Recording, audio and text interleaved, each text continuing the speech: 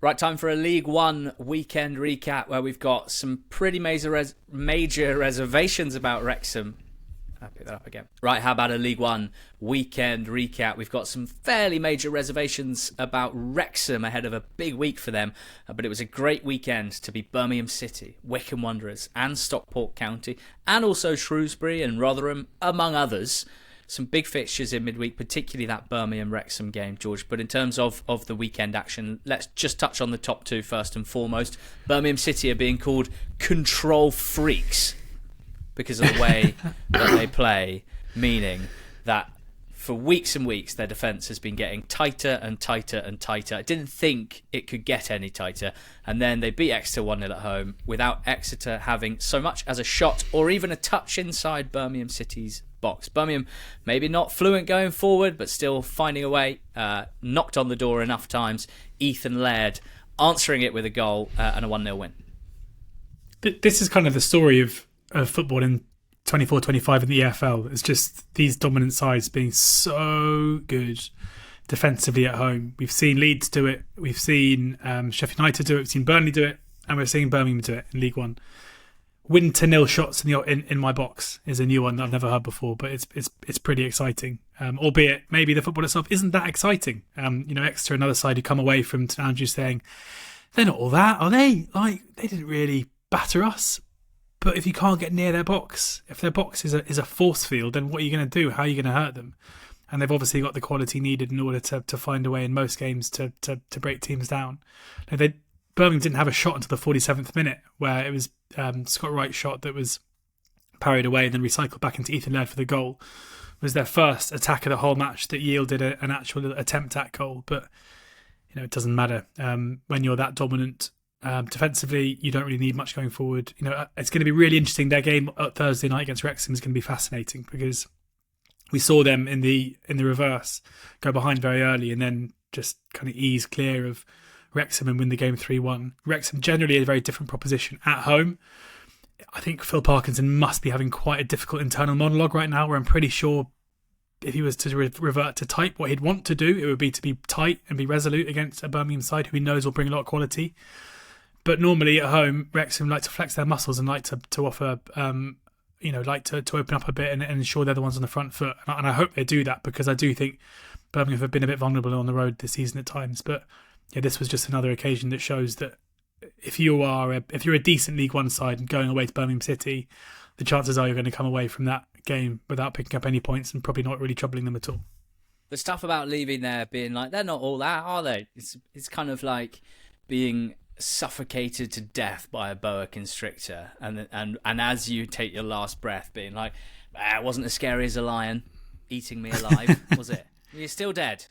You're still dead, Exeter. So there. I mean, 2 assists for Laird against Wigan last time out, and now this winning goal. He's playing off the right, and then sometimes he's being moved across to the left.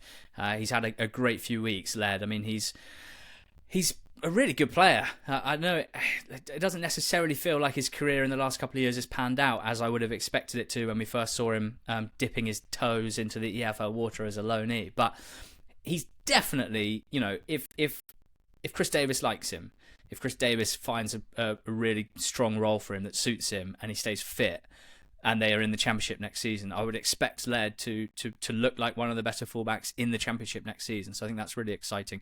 Only 2 goals conceded in their last 10 games for Birmingham City. Quite remarkable. It's a bit like when Spain... Was it the Euros or the World Cup they won? I mean, they won them all, but there was one in particular where everyone started getting really upset with how boring they found them. And they were really boring to watch because they just passed it around loads. And the fact was, they just never conceded a goal because no one ever got near their goal. It's a little bit like that. Wickham, I think it's fair to say their games are a little more fun to watch for the neutral. And this game against Mansfield was a bit of a ding-dong. Wickham going ahead when Kone scored the rebound from his own penalty that had been saved. Still think, if the keeper saves the pen, shouldn't be able to tap in the rebound, but I'm not sure we'll ever get that rule passed through. I just sort of think, like, you've already got the odds stacked in your favour for this free shot at goal. If you miss it, well, if it's saved, if you don't score it, I don't think you should be able to just tap in a rebound. That's just my take. But then isn't it up to the keeper to stop you from doing that, though? No, don't think so. Okay. Akins with a nice header to equalise, but Gareth McCleary, all this change at Wycombe Wanderers, Ainsworth's come and gone, Bloomfield's come and gone.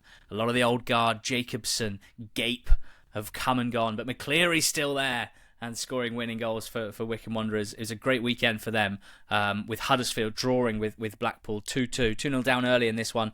Somewhat surprise for me, given how strong they've been recently, but they did wrestle back control and scored 2 goals early in the second half. One of them through their new striker, Joe Taylor. Him and Dion Charles both playing for Huddersfield here, as they look to slot those missing pieces into the puzzle and reach the top 2 as discussed and as predicted by us last week. Kind of fascinated by where Wickham go next, managerially, George, in that, clear ambitions with the new ownership, built a hell of a squad with a lot of depth, a lot of quality, and this January have broken their transfer record twice with signings of 2 Danish players. So again, a bit of a removal there from a recruitment policy that hasn't really taken in any players from overseas ever.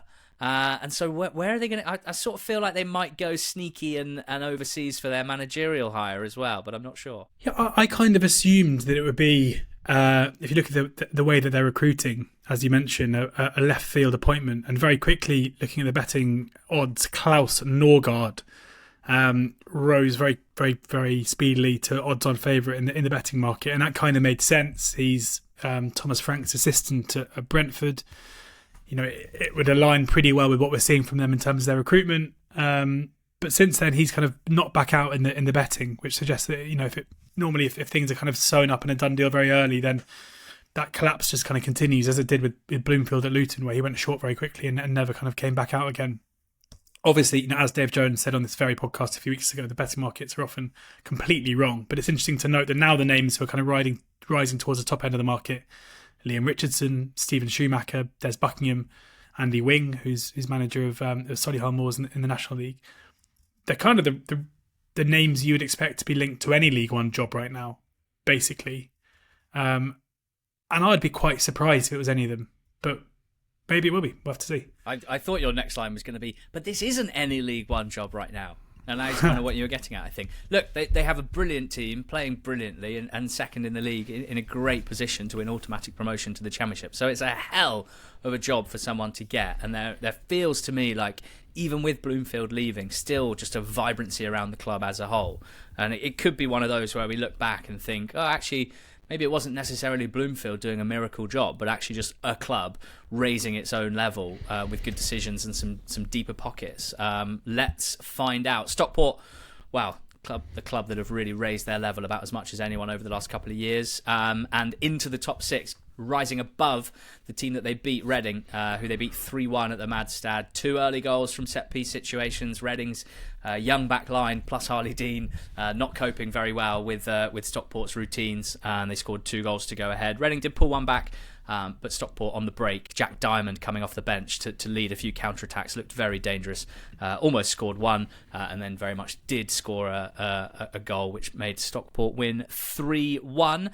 And Shrewsbury Wrexham, George, this one was Thursday night, but very much contained within this weekend, and important to discuss both sides, I think.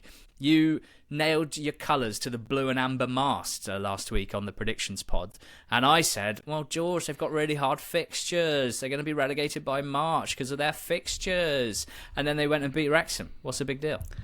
You do such a good Ali impression. It's really great.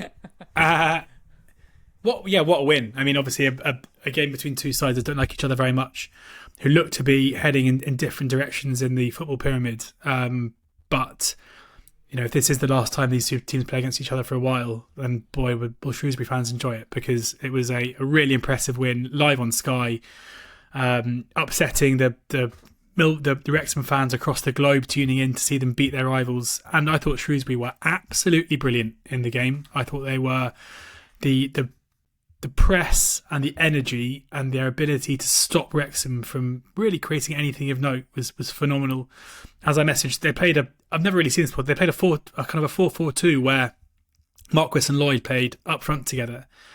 And basically, when Wrexham had the ball, Marquis just kind of tucked in a bit and stood in front of the midfield.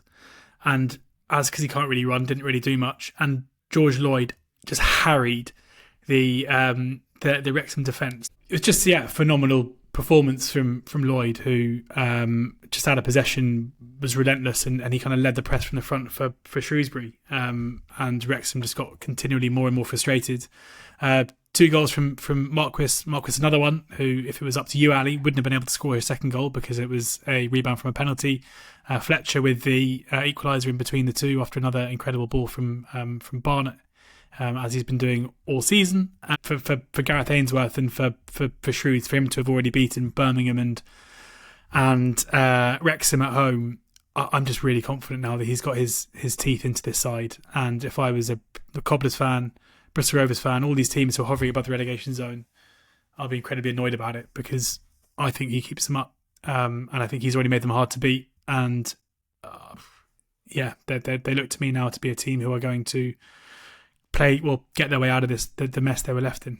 I would love to see Wrexham score some goals, or frankly even have some shots that don't come from a Ryan Barnett or James McLean cross, because it's getting A, quite difficult to watch, and B, I think it's getting less and less effective. I think teams are finding it easier to defend against them. Obviously, they have this mad disparity with their away points return and their home points return, and so maybe because they're back at home at the racecourse ground, when Birmingham come to town, they'll be that good team rather than that poor team. But when you watch them play this poorly, and when you watch them attack like this, it really is difficult to understand how they could be a team that trouble the best teams in League One, or frankly, some of the worst teams in League One, as was the case here, where Shrewsbury just... They had answers to the questions that Wrexham were asking. And although, Barnett's delivery and his skill is brilliant, and McLean's delivery and his skill is brilliant, and there will always be opportunities for them to cross the ball into the box, and they have the strikers in Fletcher and Palmer and Mullin, and maybe Michael Smith arriving from Sheffield Wednesday, as is reported. They do have aerial targets in the middle. But there has to be, surely... You have to be able to have other ways of scoring than that and set pieces when you're a team that are meant to be kind of challenging for automatic promotion. And, we go back to the Birmingham game that happens on Thursday night. We can tie this kind of the start of this League One section together. Birmingham's level of control and the way that they are suffocating teams out of possession means that Wrexham, unless they have a better plan and unless they have a way of stopping Birmingham doing what they do so well at home, are not going to get anywhere near Birmingham's box in order to deliver the crosses from Barnett and McLean into Fletcher. And to get supporting bodies around Fletcher is going to be so difficult. And their performance in the first game between these two teams was pretty poor after going ahead early through a set piece. We thought that they were going to go toe-to-toe, and they didn't at all. Again, Birmingham just controlled the game, the territory, the ball, and every time Wrexham won it, they were so exhausted, and they didn't have any kind of way of building through the thirds and getting into the final third. But they were so far away from the attacking third, they couldn't get any quality delivery in there. So, sort of laying down the gauntlet to Wrexham to just, whether it's by playing the same sort of way, but just doing it with an intensity and a precision that Birmingham can't handle.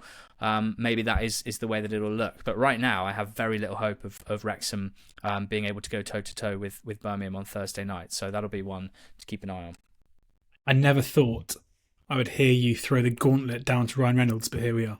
Well, for the moment. I just think also maybe try a new brand of humour. I kind of feel like we're at the stage now with Ryan Reynolds where I'm like, does he still make me laugh? Yes. But do I kind of know what's coming every time? Yes. Just mix it up. We get it. You think your wife's really funny and Hugh Jackman's not. It's fine. I should probably get some new lines as well, to be fair. I've been doing the same material for about 8 years or so. So big weekend for Shrews, George, down towards the bottom. In fact, down in the bottom 8, the only team that lost were Northampton Town. So pretty damaging weekend for them. Crawley and Burton drew 1-1 with each other at Crawley. 2 quite fun goals. Roman Burrell with some really impressive speed and skill and a finish to finish off a counter-attack. Just a long ball forward that he latched onto and scored on the break. Crawley, unsurprisingly, had most of the ball in this game, had probably the better share of chances, and equalised through another kind of improvised impudent finish from Shawunmi, kind of finding the top corner. Great finish. Probably not a very helpful result for either side, and it was the end of a week and a weekend in which Crawley's owners WAGMI put their foot in it again. This time, releasing a pretty remarkable survey. Asking their fans some pretty ridiculous questions with the intention, I think, of trying to maybe rebrand or find a different brand identity or whatever the case may be. If Crawley Town was an animal, what sort of animal would it be, etc., etc. Copped a bit of flack online from the fan base who thought this is just another thing where it just shows that you're not really in tune with us as a fan base or probably any fan base, and one lady in particular who is a volunteer for the club, massive part of the club, Carol Bates, who organises the mascots for the club and has done for a long time. She tweeted as such, essentially suggesting that the ownership, the chief executive, out of touch with the fan base, and she's had her voluntary services terminated by the club in response to that tweet. Just a mind-bogglingly dumb decision from an ownership group who had managed to just about salvage some reputation, but just making decisions like that, cutting their nose off to spite their face, because if there's no support from the fan base, then any chance of everyone pulling together to try and achieve survival just gets harder and harder. So not a great week for Crawley off the field, not a great week for them on the field, but for Northampton, possibly more damaging, George, losing at home to Lincoln. Yeah, never going to be a game of loads of chances, this one, and that's the way it transpired. Tariq was scoring the only goal, a rebound from a Ben House shot, and having Lincoln are a team who are pretty hard to come back from when they go ahead, and Northampton struggled and toiled to work their way back into the game, despite having a couple of opportunities late on, nothing that you'd really expect them to put away. So for Kevin Nolan coming in, it hasn't been a great start for him for life at Northampton. As I say, I'm pretty concerned about them right now, given certainly the form of Shrewsbury, but also Crawley, who look to be a side who can pick up the kind of points needed in order to cause Cobblers some problems. And also, as I'm sure we'll talk about now, Bristol Rovers as well, another side who have put together a couple of back-to-back wins. So yeah, for Cobblers, situations away from them, but also their own performances, look like a bit of a recipe for disaster in my mind. Yeah, 6 points in the last two games for Bristol Rovers, and Inigo Calderon gives them 7 points of breathing room between themselves and the relegation zone, which is just what they needed. It was a 3-1 win against Barnsley. Entertaining game. This is probably one of the best games from a neutral point of view. Just a lot of shots for everyone. Barnsley, who lost 3-1, had 26 shots and 9 on target. So I think Bristol Rovers keeper Josh Griffiths, as has often been the case this season, performing brilliantly in goal for them. And also we saw players that joined in the summer like Gatlin Adonkor, Isaac Hutchinson, Rule Satiriu, all three of them scoring what was, for all three of them, their second goal in Bristol Rovers colours. Certainly not as much of a goal return as would have been hoped upon their signing. So hopefully a feeling of turning things around and easing into a new skin, a better skin for Rovers. And this is an exciting game and a good win for them, 3-1 at home to Barnsley. Elsewhere, down in the bottom, Cambridge did so well at Bolton, going ahead twice in the first half to lead 2-1, but it was a 2-2 draw in the end, an own goal right at the death. So unfortunate, having defended like beavers for the whole of the second half. The shot count in the second half was 15-2, but no Bolton players were able to equalise. In the end, it was Ibsen Rossi who turned into his own net. Unfortunate for Cambridge, having given it a pretty good go. Lots of discontent and some boos among the Bolton fans when Cambridge took the lead early through Josh Stokes, so all still not happy there. What else do we have? Down the bottom, a 0-0 draw between Posh, who obviously need their form to turn around. They drew 0-0 with Inform Orient. And in the middle of the table, a couple of interesting results and performances. I'm going to talk about Rotherham 4, Charlton 2, because it's a fun game, this. I don't think either of us expected 6 goals in this game between Rotherham and Charlton, but to be fair, There was some very good delivery. There was some good movement in attack. There was some bad defending, and there was some good finishing, and that led to 6 goals. But really impressive for Rotherham. And it's an extension of an impressive run of form that they're in. In the last 5 league games, they've drawn with Stockport and Huddersfield, 2 of the top teams in the league. They've beaten Lincoln and Bolton, and now Charlton. And it just feels like results anyway have turned. It'd be interesting to see if this is how Rotherham will look in the second half of the season, because if they are, all of a sudden they're going to have a say in things for sure. Thanks to Eamon in NTT20 Squad, who's a Rotherham fan, just putting together a couple of bullet points basically to try and explain, as he sees it, the turnaround in form. There's been a change of shape, a change of formation. They're now playing a diamond, and the big personnel difference, kind of crazy this to me, is that Cameron Humphreys, who was previously a centre-back that Evans kept digging out for individual mistakes at the back, is now playing central, like basically defensive midfield, and is playing absolutely brilliantly. He was always the sort of Rolls-Royce profile of a centre-back, really smooth and good on the ball, maybe not quite as strong physically and defensively. And it turns out if you put that playing profile into midfield in front of the back four, well, there's a little less responsibility for them to defend physical strikers and defend their own box, more opportunities for them to show their quality on the ball. So that's worked really well. And Odoffin, who's been playing in midfield in the main for Rotherham in the last year or so, has moved back into centre-back. So you've got a guy that was playing in midfield now playing centre-back, guy that was playing centre-back now playing in midfield. It's working. I think it's kind of cool when you land on something like that, and it seems to work pretty well. Odoffin and Zach Jules was not the central defensive partnership that I had in mind for Rotherham pre-season, but so far it seems to be working. You can kind of say the same at the top of the pitch, George. You noted the other day, I think when we were talking about Nathan Lowe, that Johnson Clark-Harris is basically nowhere to be seen for Rotherham at the moment. Whether he's just come to the end of what he can offer physically, he is very much on the bench. You know, Nombe was injured here, and instead of bringing Clark-Harris in, as might have made sense, it was Andre Green that played up front with Malik Wilkes, and they just looked dynamic and fluid, and as I said, the movement was really good, but going for pace and skill at the top of the pitch rather than target man types, again, is not necessarily something that I saw coming, but it seems to be working at the moment. And lastly, seeing Alex McDonald scoring League One goals in the year of our Lord 2025 is just... Football's just great, isn't it? Football is great. So there you go. Big win for Rotherham. Disappointing display from Charlton. Nathan Jones very disappointed with their display overall. And good win for the Millers. But what about Wigan winning 2-1 at Stevenage? An ill-tempered affair, I think we can say, can't we? 2 red cards. Jensen Weir being sent off for Wigan when they were 1-0 up, having taken the lead through Dale Taylor after half-time. And then an equaliser came, a really good finish from Dan Kemp, who's coming into a bit of form for Stevenage. Before the second red of the game, Louis Thompson with his second yellow card, and that created an opportunity for Telo Asgard with a free kick, which he stuck top right, winning the game 2-1 for Wigan. Wigan didn't create much in the game. Not many teams go to Stevenage and create too much. Stevenage will feel incredibly annoyed that they managed to throw this position away, having come back to draw 1-1 and be 11 against 10.